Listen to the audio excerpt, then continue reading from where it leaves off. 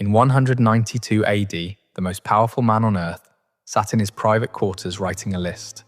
It was not a list of enemies, it was not a list of traitors.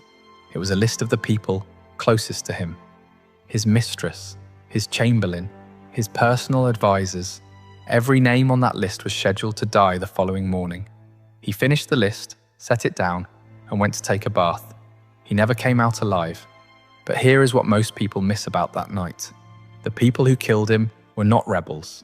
They were not senators. They were not generals leading an army to the gates. They were the last people in Rome who still tolerated him.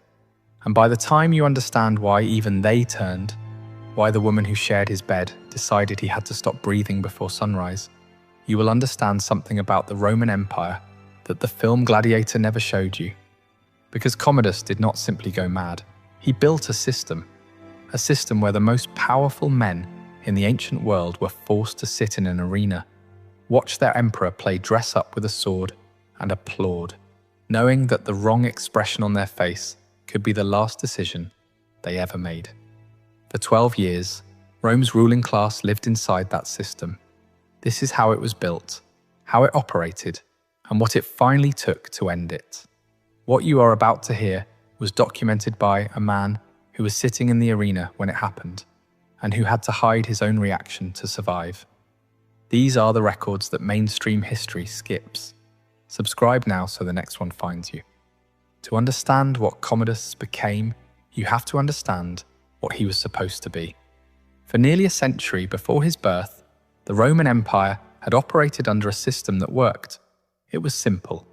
Each emperor chose his successor, not from his own bloodline, but from the men he considered most capable of ruling. Nerva chose Trajan. Trajan chose Hadrian. Hadrian chose Antoninus Pius. Antoninus Pius chose Marcus Aurelius. 4 transfers of power, 4 stable transitions, no civil wars, no palace coups, no armies marching on Rome to install their candidate. This was the period historians later called the height of Roman civilization, and the man presiding over its final chapter was Marcus Aurelius. Marcus Aurelius spent most of his reign at war, not because he wanted to, because the empire's northern borders were under constant pressure from Germanic tribes pushing south. He lived in military camps. He ate with soldiers. He slept in tents while governing an empire that stretched from Britain to Syria.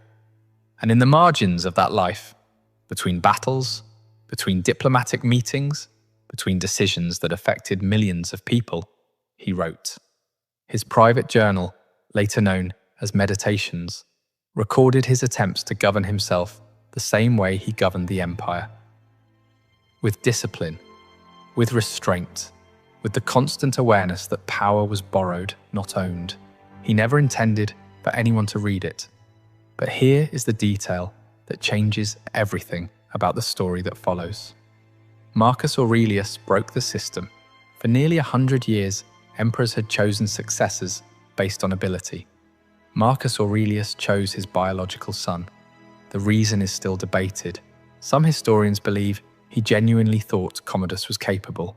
Others argue that the political situation gave him no choice, that passing over his own son would have triggered exactly the kind of civil war the succession system was designed to prevent.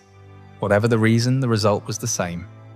In 180 AD, Marcus Aurelius died during a military campaign on the Danube frontier. Some ancient sources say from plague, others suggest exhaustion, and the Roman Empire passed to an 18-year-old boy who had never governed a province, never commanded an army in the field, and had spent his entire life inside a palace being told that everything in the world belonged to him. Commodus's first major decision as emperor was immediate and revealing. His father had spent years fighting on the northern frontier. The campaigns were grinding, expensive, and unfinished. Marcus Aurelius died in the middle of them. Commodus ended the wars within months. He negotiated quick settlements with the tribes his father had been fighting, accepted terms that many in the military considered unfavourable, and returned to Rome. The Senate welcomed him. The people celebrated. A young, healthy emperor in the capital, After years of an aging ruler on the frontier, it felt like a new beginning. But inside the palace, a pattern was already forming. Commodus showed no interest in the daily mechanics of governing, the meetings, the appointments, the logistics of administering an empire with 60 million people across 3 continents. He delegated almost everything to a series of favorites. Men he elevated not because of their competence, but because of their willingness to manage what he found tedious. The first of these was Sauterus, a freed slave from Commodus's household. Then Perennis, the praetorian prefect. Then Cleander, another freedman who would eventually sell Roman offices like merchandise. Each of these men accumulated power because Commodus gave it away, and each of them would eventually be destroyed, not by Commodus's enemies, but by Commodus himself, when their usefulness expired or when the public needed someone to blame. But all of that came later. First came the night that permanently altered the emperor's mind. In 182 AD, less than 2 years into the new reign, a conspiracy formed to kill the emperor. It was not organized by foreign enemies. It was not a military revolt. It came from inside the imperial family. The central figure was Lucilla, Commodus's older sister. Lucilla had been married to the previous co-emperor, Lucius Verus, which had given her the title of Augusta, one of the highest honors a Roman woman could hold. When Verus died and Commodus took power, her status diminished. His wife now held the position Lucilla had once occupied. But the conspiracy was not simply about status. Multiple senators joined the plot. They had watched the first 2 years of the reign.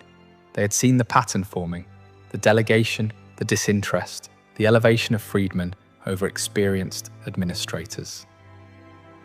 They calculated that removing Commodus now, before the damage deepened, was the rational decision. The plan centered on a single assassin. He would approach Commodus as the emperor entered a narrow corridor leading to an amphitheatre. The space was tight.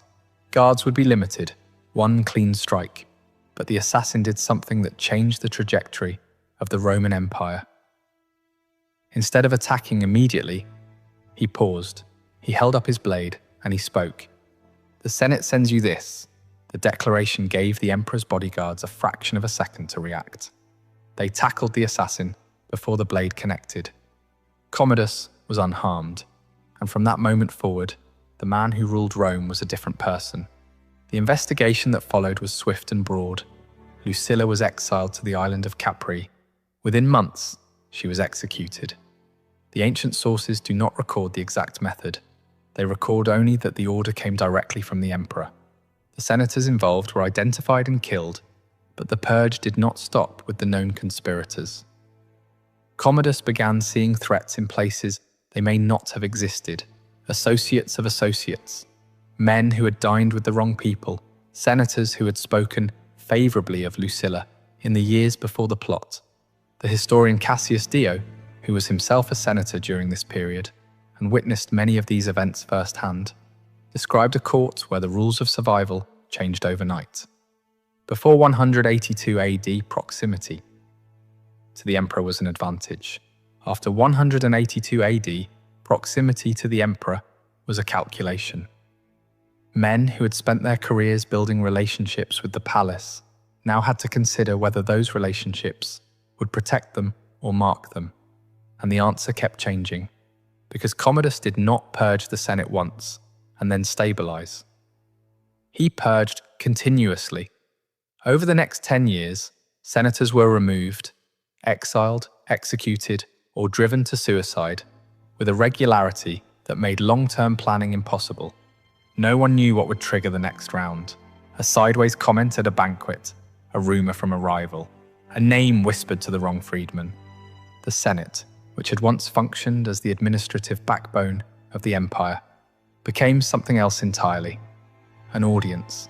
This is the part of the story most people think they know from the film Gladiator. They are wrong about almost all of it. Commodus did not fight one dramatic battle in the arena against a single worthy opponent. He fought hundreds of times. Ancient sources, Cassius Dio, Herodian, the Historia Augusta, record that the emperor, appeared in the arena on at least 735 separate occasions, and every single one was engineered for the same outcome. Here is how it worked. The emperor would enter the Colosseum, not from the imperial box where emperors traditionally watched, but from the gladiator entrance. He wore the armor and carried the weapons of a secutor, a type of gladiator who fought with a short sword and heavy shield. His opponents were selected in advance. Some were wounded before the fight began. Ancient sources describe men entering the arena already bleeding from cuts administered backstage. Others were given inferior weapons, wooden swords against steel, dull blades against sharpened ones. Others still were simply told the outcome before it started.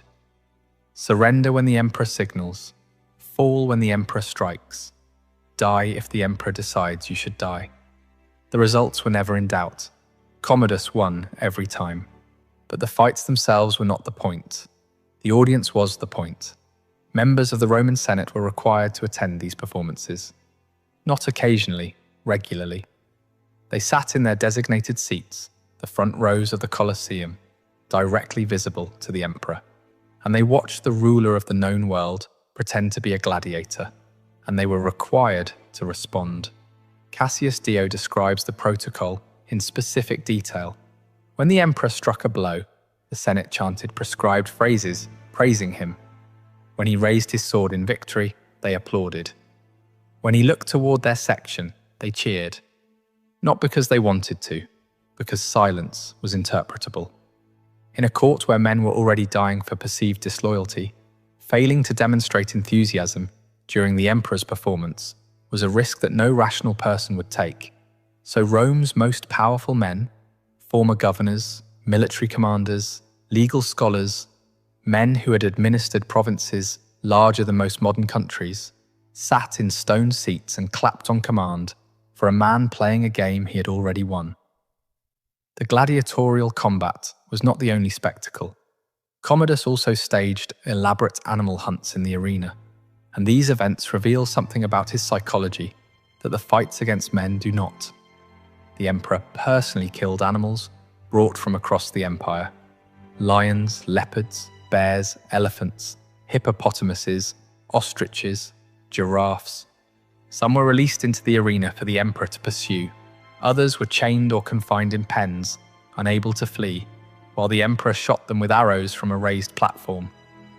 Dio records that, on a single day, Commodus killed 100 bears from the safety of a walkway built above the arena floor. The animals had no access to him. There was no danger. It was target practice with living creatures, performed before a crowd of thousands who had been ordered to attend. The sheer volume is documented in the ancient sources. Hundreds of lions, hundreds of bears, elephants, ostriches, giraffes, killed not in hunts across the provinces, as previous emperors had done, but inside the arena as performances, with Rome's leadership watching from the front rows. But the moment that crystallized everything happened during one of these animal hunts. After killing several ostriches with specially designed crescent-headed arrows, arrows engineered so the birds would continue running for several strides after being struck, their headless bodies stumbling forward through their own momentum, Commodus picked up one of the severed heads. He walked across the arena floor toward the Senate section. In one hand, the head. In the other, his blood-covered sword. He stopped directly in front of the senators, and he stared at them. He said nothing. The gesture required no translation. Cassius Dio, who was sitting in those seats when it happened, wrote about what occurred next. Several senators felt an overwhelming urge to laugh. The image was absurd. The emperor of Rome standing in gladiator armor, holding the severed head of a bird, glaring at them as though he had just conquered Carthage.